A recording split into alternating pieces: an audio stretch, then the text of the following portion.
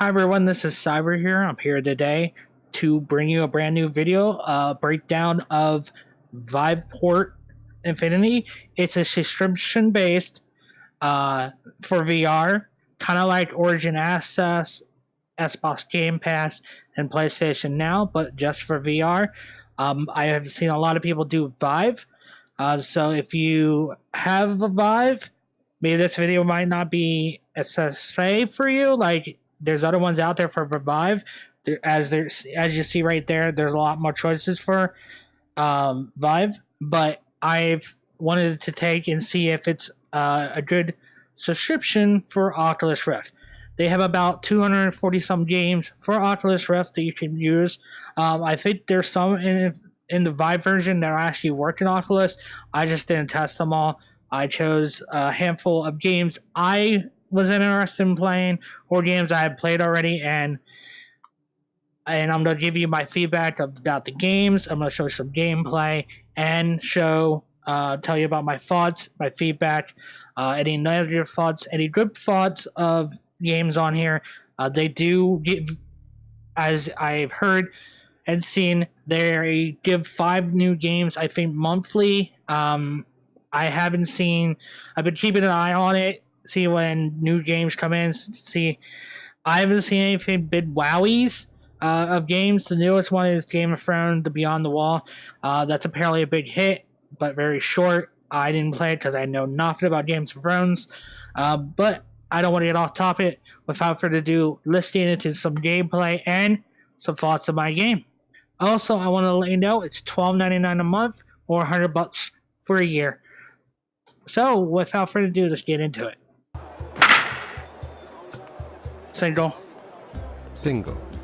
Lines of base, I really nailed it. I want to get a Grand Slam. There we go! Grand Slam, baby! Woo! Alright, so this is my thoughts and breakdown of VivePort Infinity subscription based. For some people, I think it actually might be good based on what games they like. I am very picky when it comes to VR games because I feel like a lot of games are the same. Some could be the same, but really good. But if I look at the gameplay or if I look at pictures and stuff, it just doesn't look good to me. To me personally, it's not worth the price of the mission because there's 547 games. Not all of them could work for Oculus. I didn't go for all of them. I went through and saw which ones I knew that worked for it, just so I wouldn't have any experience issues. So Vive might have a lot more games to offer, but let's just go down the first list of like what they're featuring of top games right now. You got the Game of Thrones, Beyond the Wall I talked about, Gun Club VR, which I had played. You got Rush, which is parasailing. I Expect You to Die, which I already own. There's an Angry Bird thing. Fruit Ninja, that actually probably be fun. Witch Tower, which I own already, is a good game. It's fun. There's Ready Player One, Oasis, Elite Guard, or something like that. That I actually had on the wish list. I haven't played it. Super Summer Funland, that is a good game. I actually own that game. It's really good. A zombie game, Content VR Outbreak. I did not play that, but it looks really good. That's just on the front. That's just what the games they're like main focusing on. Now let's go to the most popular list, and I can tell you if they change from what the front is. Now it's not too much difference. The only thing I saw in there that actually I know it's pretty decent is Escape Room VR. Frontline Defense, which I did play. That was pretty decent. It was hard but good. There's not really anything else on the front thing that like stands out to me. It's just a lot of shooters to me. Lots of shooters. That's where I guess they focus. But you can't just be shooting. You have to bring something new to it to make me excited for it. But that's also for my library of games I played or I had interest in, and we'll talk about a little bit. I played Zombie. That was really good graphics, fun gameplay. The only problem is all Japanese, so it took me a little bit to understand it, but yeah.